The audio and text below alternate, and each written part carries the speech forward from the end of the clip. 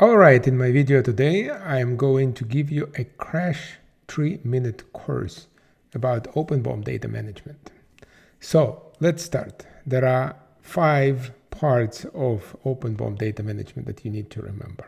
Let's start from the first one, which is an item. Now, you manage everything in OpenBOM and everything is an item. So item can be a component, item can be a material, item can be an assembly, anything. So items are a fundamental part of what you do in OpenBOM, and each item might have a list of properties. So properties can be different, and you can see it can be image, it can be file, it can be currency, it can be anything. So again, remember items and then properties. Now, how we know where we manage items? We manage items in catalogs. When you click on each item, you get this catalog. So let's go back and you can see in all catalogs, this is the catalog. I can create different catalogs for different type of items. So I go to this product items and I'm getting all definitions of items. So properties are here. And all properties here, those are item properties. Sometimes we call them reference properties, which means for when I include one of these items in a BOM, all these properties will be the same for all instances of the items. So let's go back.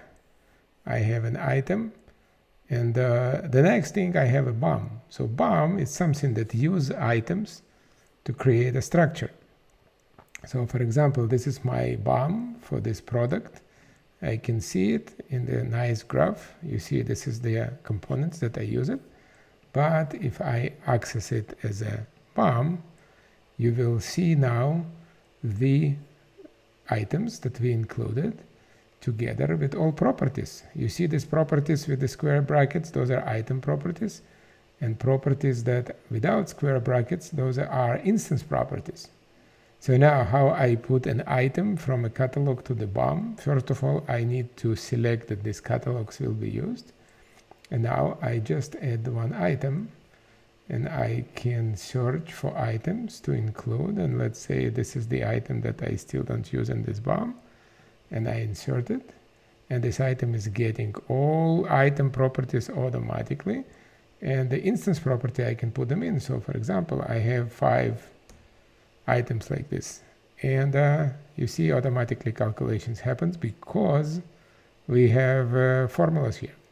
So let's just remember items, item properties, catalogs, bill of materials, and instance properties. Those are 5 things that you need to remember about OpenBOM to start with, and then you can create any product structures and any product information inside of OpenBOM. So that was Oleg, and it was a 3 minutes, I hope I made it for 3 minutes, crash course for OpenBOM data management.